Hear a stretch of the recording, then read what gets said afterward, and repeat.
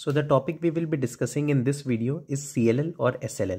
CLL जिसको हम लोग क्रोनिक लिम्फोसिटिक ल्यूकेमिया भी कहते हैं और SLL जिसको हम लोग स्मॉल लिम्फोसिटिक लिम्फोमा भी कहते हैं. इस वीडियो के अंदर इस टॉपिक को हम लोग डिटेल में डिस्कस करेंगे. इस टॉपिक को डिस्कस करने से पहले आई वुड हाईली रिकमेंड कि आप सबसे पहला वीडियो इस यूनिट का that is introduction on disorders of white blood cells उसको कंप्लीट करें ताकि एक बेस बन सके इस टॉपिक को बिल्डअप करने का. तो इस वीडियो को डिस्कस करने के लिए सबसे पहले हम लोग इस वीडियो को डिफरेंट सेक्शंस में डिवाइड करेंगे और एक एक करके उन सारे सेक्शंस को हम लोग डिस्कस करेंगे. सबसे पहले हम लोग देखेंगे introduction on CLL and SLL. उसके बाद हम लोग देखेंगे पैथोजेनेसिस. फिर हम लोग देखेंगे मॉर्फोलॉजी. उसके बाद हम लोग देखेंगे इम्यूनोफिनोटाइपिंग और फिर हम लोग डिस्कस करेंगे क्लिनिकल फीचर्स के बारे में.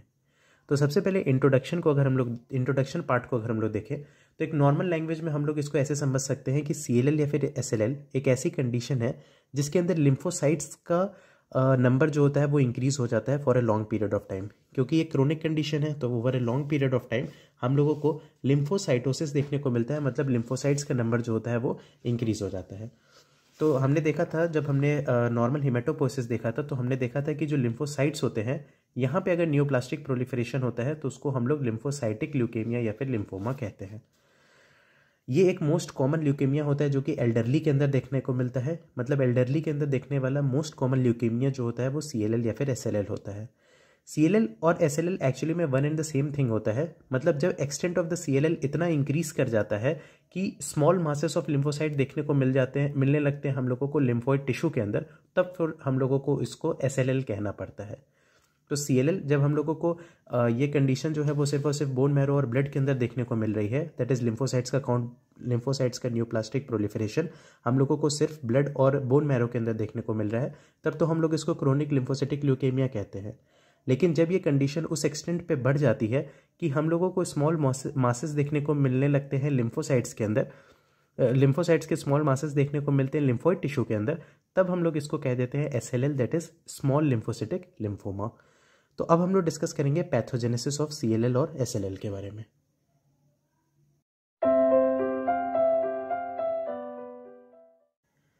CLL और SLL के पैथोजेनेसिस हम लोग तीन तरीके से इसका पैथोजेनेसिस होता है. सबसे पहले या तो there is a deletion of 13q, 11q और 17p.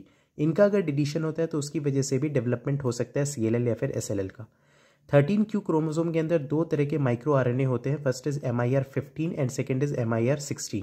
ये जो माइक्रो RNAs होते हैं जब 13q का डिलीशन होता है तो एक्चुअली में इन माइक्रो RNAs का डिलीशन हो जाता है और इनकी डिलीशन की वजह से there is the over expression of anti apoptotic protein that is BCL2. मतलब जो लिम्फोसाइट्स हैं जिनको समय के साथ जिनका एपोप्टोसिस हो जाना चाहिए था उनका एपोप्टोसिस नहीं हो पाता है क्योंकि there is an over expression of the anti apoptotic protein BCL2, जिसकी वजह से इनका एक्सेसिव प्रोलिफरेशन होने लगता है लिम्फोसाइट्स का. उसके बाद नेक्स्ट पैथोजेनेसिस जो होता है वो ट्राइसोमी की वजह से हो सकता है, that is trisomy of the 12q can lead to the development of CLL और SLL. थर्ड इंपॉर्टेंट पैथोजेनेसिस होता है that is BTK gene mutation. BTK gene जिसको हम लोग ब्रूटन टायरोसिन काइनेज जीन भी कहते हैं, ये एक प्रोटीन को कोड करता है जिसको हम लोग BTK प्रोटीन कहते हैं. ये जो BTK प्रोटीन होता है वो बी सेल्स के ग्रोथ और सर्वाइवल को इन्हेंस करता है, जिसकी वजह से बी सेल से प्रोड्यूस होते हैं इम्यूनोग्लोबुलिन्स जो कि एक्चुअली में एंटीबॉडीज होते हैं जो कि बनते हैं अगेंस्ट RBC एंड प्लेटलेट्स. और RBCs खुद की RBCs के अगेंस्ट अगर ऑटो एंटीबॉडीज बनेंगे तो उसकी वजह से ऑटो इम्यून हिमोलिटिक एनीमिया का डेवलपमेंट हो जाएगा और प्लेटलेट्स के अगेंस्ट भी अगर एंटीबॉडीज बनेंगे तो उसकी वजह से थ्रोम्बोसाइटोपिनिया का कंडीशन डेवलप हो जाएगा. इसलिए पेशेंट्स ऑफ CLL या फिर SLL जिनके अंदर BTK जीन म्यूटेशन सस्पेक्टेड होता है उनको हम लोग BTK इनहिबिटर्स भी देते हैं ताकि ये चीज़ ना हो सके. तो ये था पैथोजेनेसिस ऑफ CLL और SLL. इसके बाद हम लोग डिस्कस करेंगे मॉर्फोलॉजी ऑफ CLL और SLL.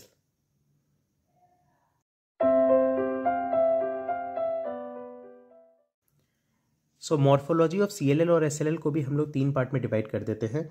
फर्स्ट हम लोग बोन मैरो के अंदर देखते हैं bye bone marrow aspirate. Second हम लोग ब्लड के अंदर देखते हैं और थर्ड हम लोग लिम्फ नोड्स के अंदर देखते हैं. क्योंकि इस कंडीशन के अंदर लिम्फोसाइट्स बहुत ज़्यादा इंक्रीज हो गए हैं, इस वजह से बोन मैरो एस्पिरेट में हम लोगों को लिम्फोसाइटोसिस देखने को मिलेगा. ब्लड के अंदर भी हम लोगों को increased amount of small round lymphocytes देखने को मिलेंगे क्योंकि एक लिम्फोसाइट्स का न्यूप्लास्टिक प्रोलिफरेशन है. ये जो increased amount of small round lymphocytes देखने को मिलते हैं, ये सारे के सारे लिम्फोसाइट्स जो होते हैं वो एक यूनिफॉर्म पैटर्न या फिर एक सिमिलर पैटर्न में अरेंज्ड होते हैं, जिस वजह से इसको हम लोग कॉन्वेंट गर्ल्स अपीयरेंस भी कहते हैं। क्योंकि जो कॉन्वेंट स्कूल की जो गर्ल्स होती हैं वो एक ही तरह का यूनिफॉर्म पहन के हम लोगों को एक साथ दिखती हैं, इस वजह से इस कंडीशन को भी हम लोग कॉन्वेंट गर्ल्स अपीयरेंस भी कहते हैं। सेकेंड, हम लोगों को ब्लड के अंदर कुछ स्मज सेल्स देखने को मिल सकते हैं। ये एक इंपॉर्टेंट क्वेश्चन है जो कि पूछा जाता है जनरली कि स्मज सेल्स हम लोगों को किस कंडीशन के अंदर देखने को मिलते हैं, तो that is in the case of CLL और SLL। तो ये जो स्मज सेल होते हैं वो देखने को मिलते हैं बिकॉज जब भी हम लोग स्मीयर को प्रिपेयर करते हैं, दैट इज ब्लड स्मीयर का जब प्रिपरेशन करते हैं, तो एक्चुअली में ये जो लिम्फोसाइट्स होते हैं उनके अंदर एक वाइमेंटिन प्रोटीन होता है जो कि साइटोस्केलेटल प्रोटीन होता है, वो इन लिम्फोसाइट्स के अंदर नहीं प्रेजेंट होता है।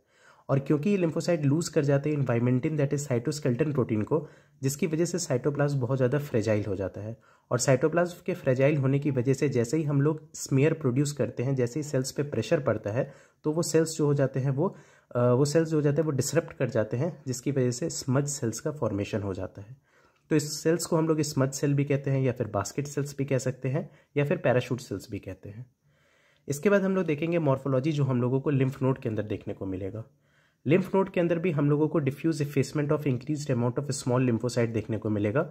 मतलब पूरे लिम्फ नोड में हम लोगों को स्मॉल लिम्फोसाइट बहुत ज़्यादा क्वांटिटी में देखने को मिलेंगे, बट कहीं कहीं हम लोगों को प्रोलिफरेशन सेंटर देखने को मिलेगा लिम्फ नोड के अंदर।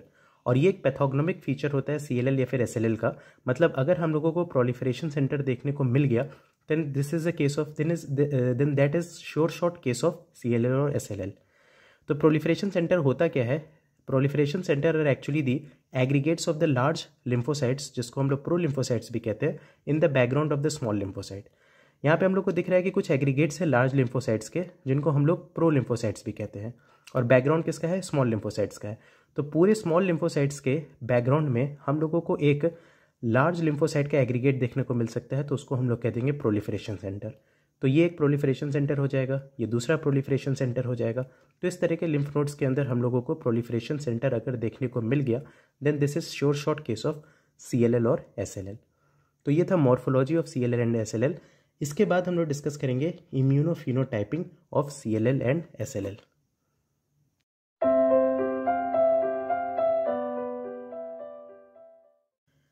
Coming to the immunophenotyping of CLL और SLL, क्योंकि CLL और SLL जो होता है उसके अंदर लिम्फोसाइट्स का नियोप्लास्टिक प्रोलिफरेशन होता है, तो ये जो CLL या फिर SLL की कंडीशन होती है वो सारे B सेल मार्कर को एक्सप्रेस करती है, जैसे कि CD19 पॉजिटिव होंगे, ये CD20 पॉजिटिव होंगे, CD23 पॉजिटिव होंगे, CD5 पॉजिटिव हो जाएंगे, और साथ ही साथ BCL2 पॉजिटिव भी होते हैं। तो ये इसका नॉर्मल इम्यूनोफिनोटाइपिंग होता है। इसके बाद हम लोग डिस्कस करेंगे clinical features of this condition that is CLL और SLL।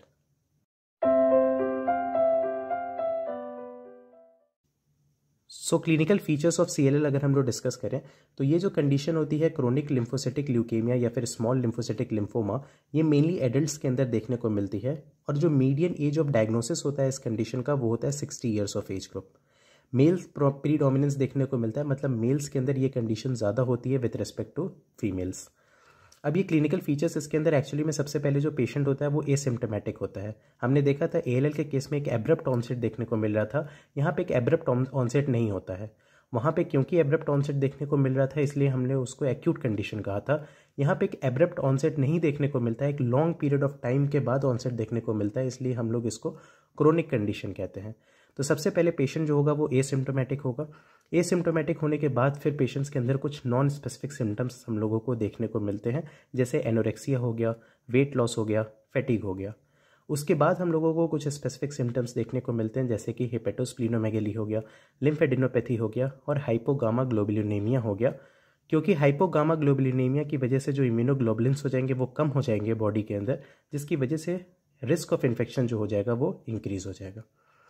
अब ये जो पेशेंट्स होते हैं CLL या फिर SLL के अंदर, SLL के, उनके अंदर वर्स्ट प्रोग्नोसिस देखने को मिलता है अगर ये कंडीशन एसोसिएटेड होती है along with deletion of 11q and 17p, या फिर increased expression of ZAP70 protein का एक्सप्रेशन अगर ज़्यादा देखने को मिल रहा है, या फिर NOTCH1 का म्यूटेशन भी एसोसिएटेड है, तो फिर इन कंडीशंस के अंदर जो प्रोग्नोसिस होता है CLL या फिर SLL का वो वर्स्ट हो जाता है।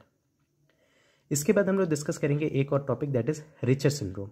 रिचर सिंड्रोम क्या होता है कि जब भी ये CLL या फिर SLL की कंडीशन होती है ना, वो DLBCL that is diffuse large B cell lymphoma के अंदर ट्रांसफॉर्म हो सकती है अगर TP53 जीन का म्यूटेशन हो रहा है या फिर MYC जीन का म्यूटेशन हो रहा है।